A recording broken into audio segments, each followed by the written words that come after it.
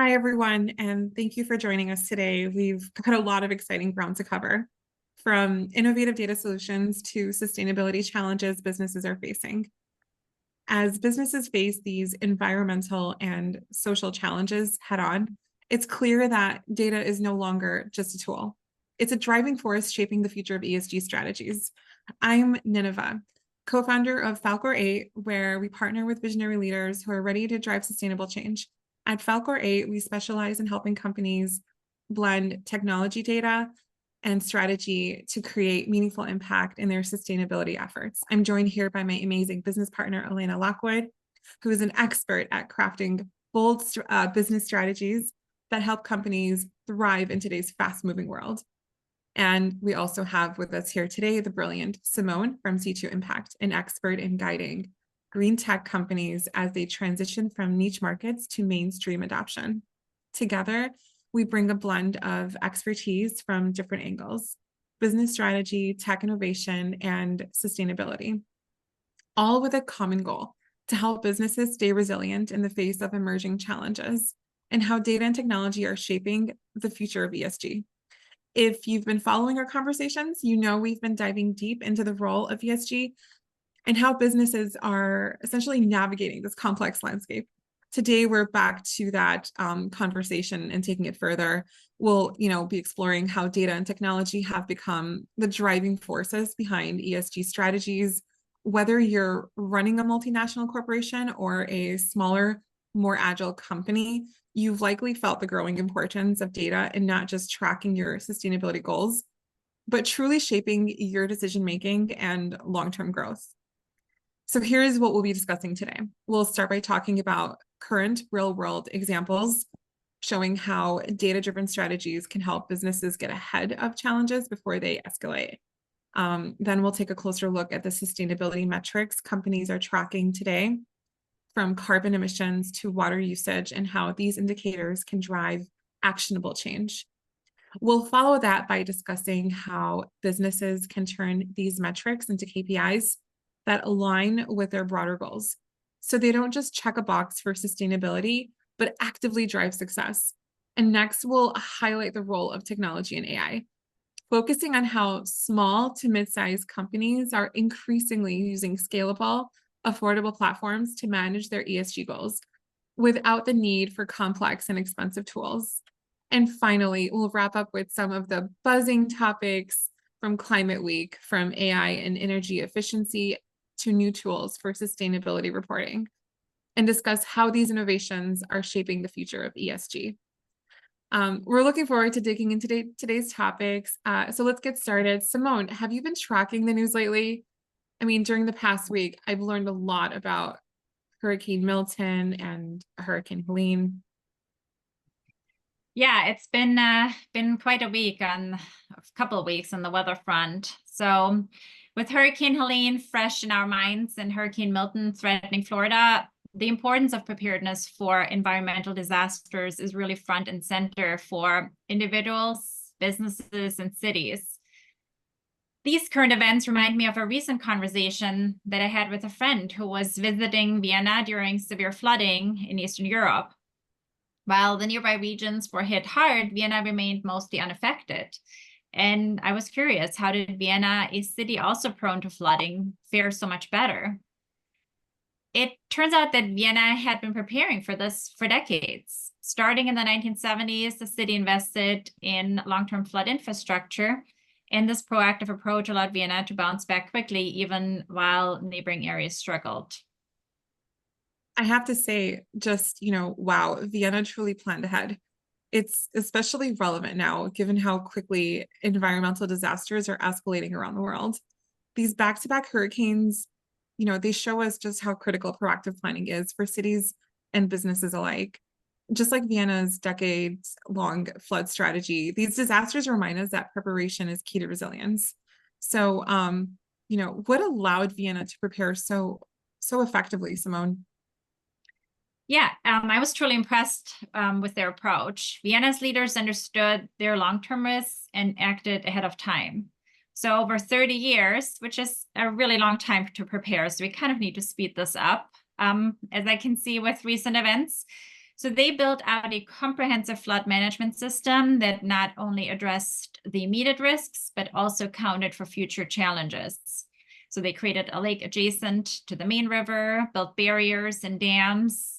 They implemented an early warning system, and they fully integrated the flood risk management into their urban planning strategy. And most importantly, I think the public is informed with ongoing education campaigns and emergency drills.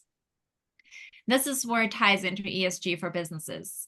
Companies, much like the city of Vienna, that proactively plan for environmental risks, whether it's water shortages, fires, supply chain disruptions, are the ones that will be better positioned for the future. Unfortunately, many companies that take a reactive approach and only take action when a crisis hits. But proactive planning, as we've seen with cities like Vienna, is the key to building resilience. From my work with green tech companies, I've seen how embedding ESG into core strategies allows businesses to anticipate and mitigate risks before they become unmanageable. That's a great analogy, Simone. And unfortunately, being reactive rather than proactive is a common trend followed equally by large and small companies. It's just that it's very hard to plan for the future when you are so focused on your business, on delivering, generating, capturing value today or in the short term. It's especially hard when business leaders are accountable to shareholders, investors, customers, and other stakeholders. Still, the fact that being proactive is difficult doesn't accept anyone, especially not business leaders, from doing their best for the sake of their company's long-term growth. Companies that have strong strategic planning and a future-looking mindset end up being more resilient and better prepared to mitigate risks in the future. They are also better prepared to be ready to face challenges and set the runway for sustained business growth in the future. This stands true when we talk about ESG. So the only difference is that companies today are facing new types of risks associated with environmental and social impact. These changes, these risks could disrupt their businesses if they are not proactively planning for them.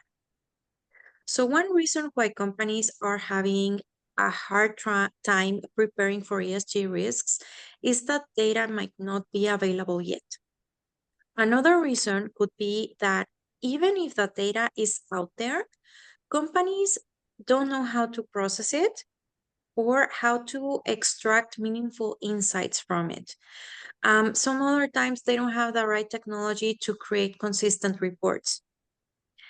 At the end, the best course of action is to revise what you have today, revise your existing data strategy, and assess what needs to be done today to make the right data available and put the right systems in place to prevent business disruptions, especially the ones caused by social and environmental factors. So in the Vienna flood example, it's a great example because it shows what can be done with tech and data in ESG. So today, the tools and the knowledge are definitely available, but we need the right strategy and the commitment to implement them. Companies today have the opportunity to leverage data to prepare for the future. They have opportunities that were not available in the past.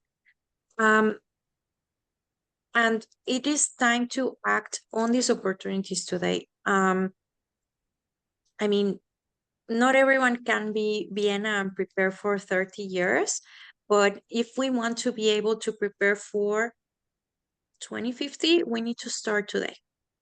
Yeah, I agree, Elena. I mean, again, the Vienna flood example is just a great example that shows what can be done with tech and data today, especially in ESG. And yeah, I mean, that's where, again, where tech comes in and, the rise of platforms that simplify data management for ESG has been game changing. The availability of these tools has truly transformed how businesses can track and respond to environmental and social risks. But here's the challenge. Large corporations have the resources to invest in sophisticated enterprise level systems and teams dedicated to extracting insights from data. For smaller businesses, though, the costs and the complexities of these tools can be a real barrier. And so, how do we ensure that everyone, regardless of size, can adopt a data-driven approach to sustainability without truly breaking the bank? And so the answer lies in creating a more accessible data strategy. It's not always about having the most advanced or coolest or expensive tools. It's about starting with what's feasible, what's possible, what's in your inventory, bank. And so smaller companies can begin by identifying the most critical ESG metrics relevant to their business and leverage flexible, scalable platforms that grow with their needs. So again, starting with what's familiar to you and kind of growing from there and seeing what fits into your business strategy. And so, as Elena mentioned, this requires a strong strategy. Businesses need to prioritize gathering their insights and actionable data, even if it starts with smaller, more manageable data sets. By creating a data infrastructure that is adaptable, even the smallest businesses can make informed decisions. They can anticipate changes and they can contribute to their long-term resilience.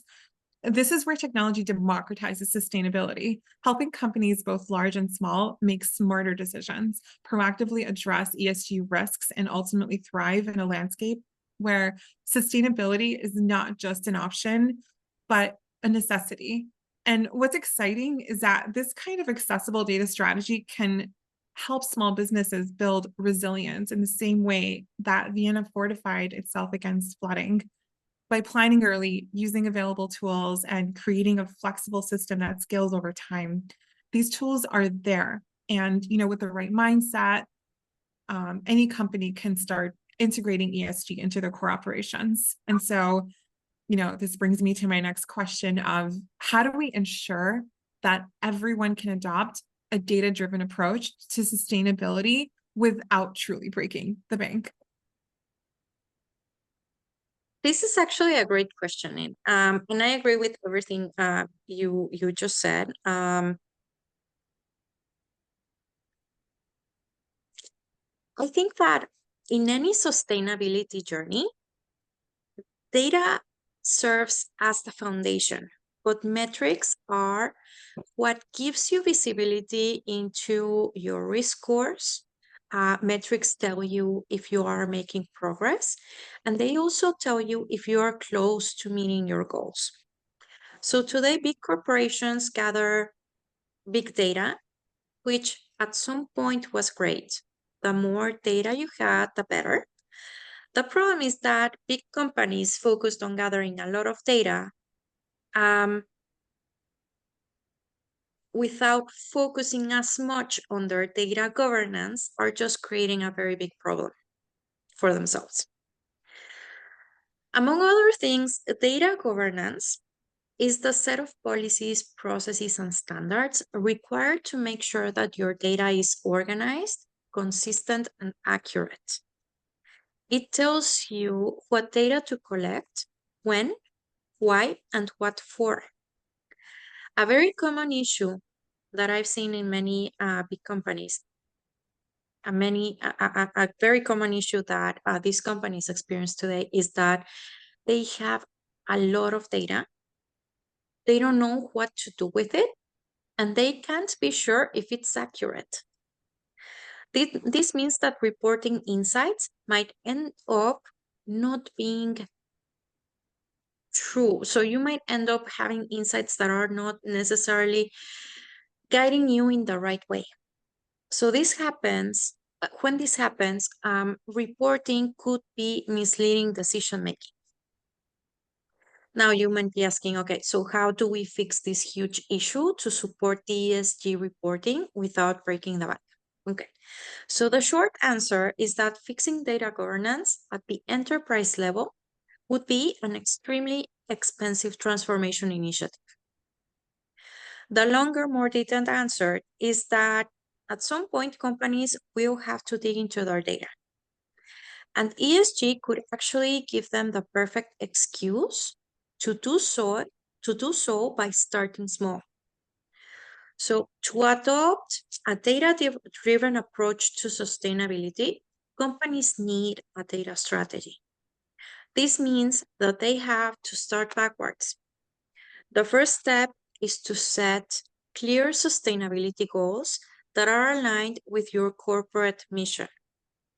And I know that compliance is one of the key drivers of sustainability nowadays, but if we want sustainability to truly be part of what we do as a global business community, adding value to customers, delivering value to people while preventing further harm to the environment, strategic sustainability goals need to make sense and be aligned with businesses' value propositions. This means that sustainability goals need to make sense for you. Once you have clear sustainability goals defined, then you create a data governance strategy. To make this effort affordable for big and small companies alike, you need to focus on collecting, storing, and analyzing only the data that you need to measure the indicators to report compliance, measure your progress and impact, and inform decision-making with reliable metrics. Yeah, absolutely, Elena. And, metrics, they truly are the cornerstone of any sustainability strategy. And, their true power lies in, again, as you're just saying, how specific and detailed they are. And as you called out, the governance that supports them. That infrastructure is very much needed, that foundation to further inform, the quality of that data and those metrics. And how they inform decision making. And so, general metrics like reducing emissions or lowering waste give you a high level picture, but they often don't provide the depth needed to drive real progress.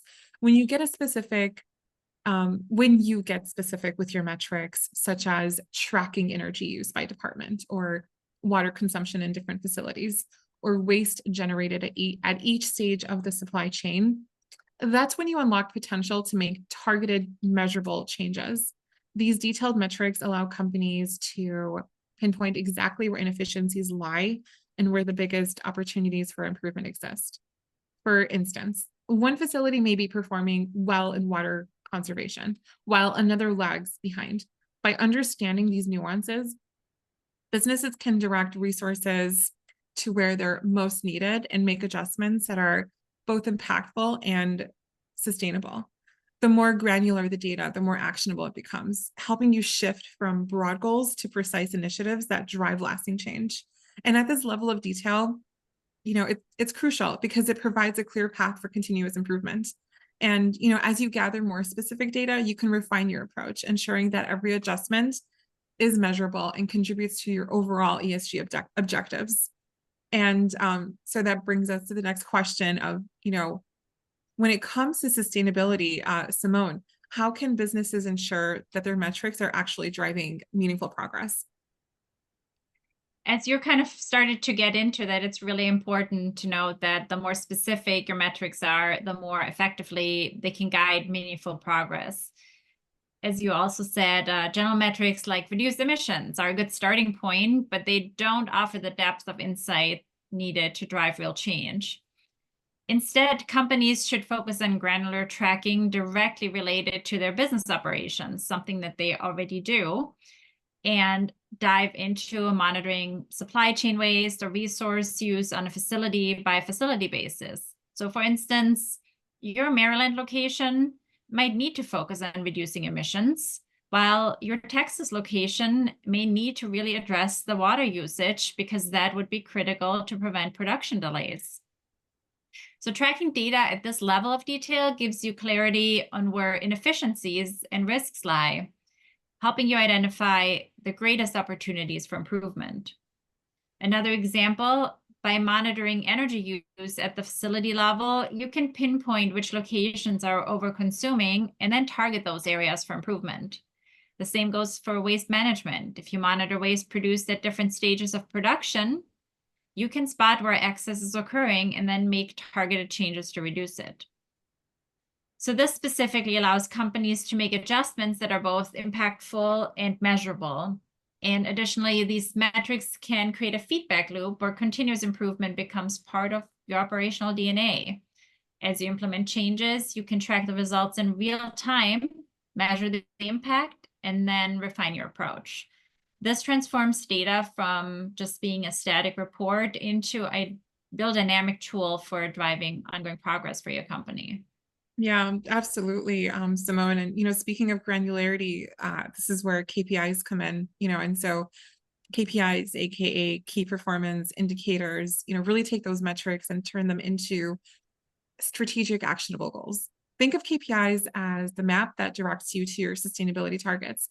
Without them, it's easy for companies to lose focus or fall into what I call the whiplash effect, jumping from one initiative to another without a clear, cohesive plan. That's exactly right, Nin. And it's equally important to have your board of directors fully on board with these KPIs. Without their understanding and support, it is really difficult to drive meaningful change. When we work with green tech companies to help them explain their solutions, we really dive into them bringing to the table, like, how does this change and help with your customers' business challenges, from the person on the floor to the board of directors, so that everybody understands, and that ensures that the KPIs chosen aren't just about ticking a sustainability box, but are material to the company's long-term growth. When the right KPIs are in place, they guide decisions across the board, from operations to strategy, ensuring ESG becomes a core driver of success. And this also ties back to what we do at Falcorate when we help companies and their sustainability leaders figure out what targets to shoot for. So depending on the size, revenue, and sustainability preferences of a business, leaders can choose to limit their sustainability targets and KPIs to those associated with domestic and international regulations, for example. Some other companies see sustainability as part of their value proposition and choose to go beyond policy mandated metrics. So these companies often get certified by big corporations, Fair Trade, LEED, Energy Star, etc., depending on their sector, depending on their preferences. In any case, Falcorate supports companies interested in putting together a sustainability data strategy that makes sense to the company, its strategic goals, or even its department goals. These data strategies find the right KPIs to create organizational accountability and ensure that the metrics that you are tracking throughout your operations actually lead to the outcomes you want to accomplish.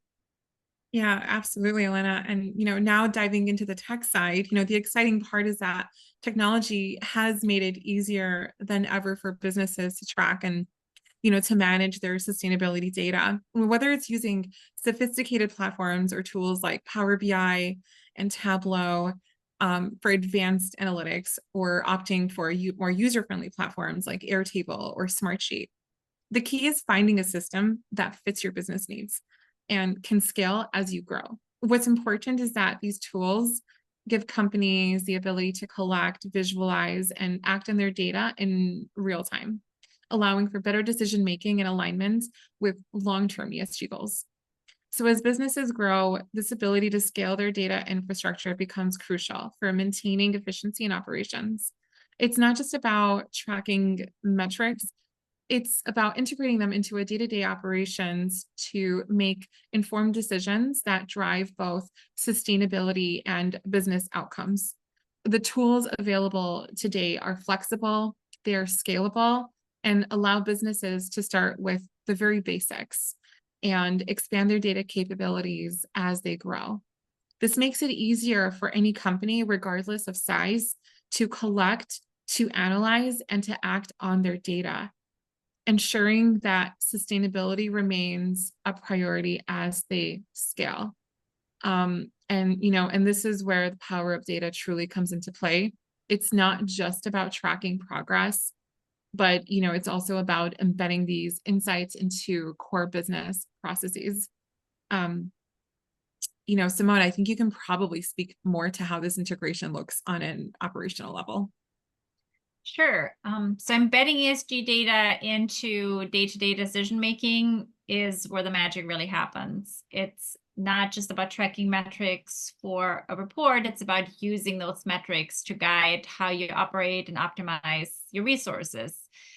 So optimizing resource allocation isn't a one-time thing, as you already know. Continuous data analytics is required to ensure that energy, materials, and labor are used efficiently. And this kind of insights allows companies to reduce costs while minimizing their environmental impact. You basically take data and processes that you are likely already doing to some extent and take them to the next level. So let's say you discover that a specific process in your supply chain is creating excess material waste. By leveraging the data, you can make targeted adjustments and not only reduce waste, but also cutting production costs. So that kind of insight turns ESG from a nice to have into a core part of your business strategy. And remember, this doesn't have to be complicated from the start. Even small businesses can adopt these practices by identifying the most critical ESG metrics relevant to them and then scale as they grow. Elena, would you like to share how companies can approach this from a strategic perspective, especially if they're just beginning their ESG journey? Yes, Simone, thank you. Well, simplicity and agility are important at all levels of the organization, but they are especially important at the strategic level. When a company sets long-term strategic goals, these goals need to be simple, straightforward, and designed to be broad. This allows for the operating functions to be agile and test different ways to achieve a certain goal and iterate or pivot when the plan doesn't work or when operations learns that there are better ways to reach a certain goal. So the best way to know if you're on track or if you need to pivot is by collecting and analyzing data over time. And this is where simplicity is crucial. Some companies, especially large companies, as we talked about before, often feel tempted to track absolutely everything.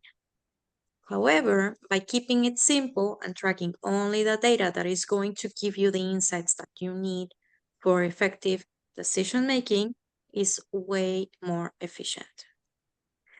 You don't need a complex system to track or to start tracking your data. You just need to begin with what works for your scale, your size, as you need. And then you can grow as you feel more comfortable. For businesses just starting their ESG journey, focusing on a few key metrics that align with their core business strategy can make all the difference. Whether it's reducing energy usage, cutting waste, or improving supply chain sustainability, the focus should be on creating a system that is flexible enough to grow with your company or to grow with your ESG portfolio of initiatives. This agility is crucial because as companies start tracking more sustainability areas across their operations and scaling their data strategy, the complexity of their data obviously increases. And this is where cross-collaboration and stakeholder engagement becomes really important to preserve data governance. Now, this need to collaborate is especially true when it comes to achieving sustainability goals, because businesses are not islands. To achieve global impact, all businesses, communities, governments, etc., need to do their part. This means that, among many other things, sharing data and responsibility to preserve data governance is key. Without shared responsibility, extracting valuable and useful insights for, let's say, a sector as a whole, insights that you can use for decision making is going to be hard. Absolutely. Data governance really ensures that the data being tracked is accurate, standardized, and aligned across the organization. We see it quite often that without this alignment, departments can end up working in silos, leading to fragmented data that doesn't tell the full story. So cross-company partnerships really enhance ESG efforts by bringing diverse expertise, viewpoints, data to the table. We've seen this in action within the sustainability ecosystem, where companies collaborate to share best practices and improve their impact. Yeah, and from a tech perspective, governance structures ensure that data isn't just collected, it's actually used to drive meaningful decisions. And at Falcor 8, we've been working with companies to set up systems that not only track data, but ensure that it aligns with their larger business goals. It's not about overcomplicating things with expensive tools. It's about crafting something that's affordable, scalable, and works for where you are right now. For example, we often integrate platforms like Google Sheets, like Monday.com and Power BI, which allow businesses to start small and then grow their data capabilities as they scale.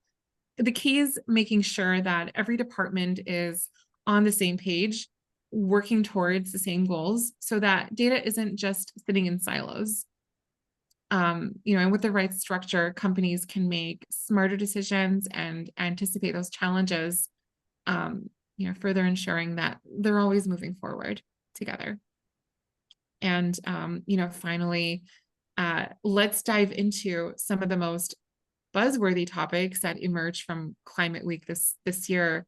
Elena, Simone, and I, we try to, participate in as many events as possible as well. So we've attended quite a few ourselves in Chicago.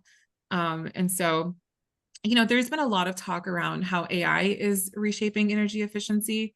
At New York's Climate Week, for example, NVIDIA shared how their AI systems are driving massive gains in energy efficiency, up to 25 times in some cases. Generative AI has also made some waves, with companies like IBM showing how AI automates sustainability reporting and enhances carbon emissions reduction. AI and energy storage integration, especially with technologies like small modular reactors, is another huge theme. This technology is stabilizing grids and supporting renewable energy sources like wind and solar. Yeah, I've seen a lot of great new technologies come out as well. And the role of AI and sustainability is really not just about data collection. It's really about making sure that you collect the right data in the first place, as we're kind of talking all along, because if you don't have high quality data, then no AI can make that better or can make any good predictions from it.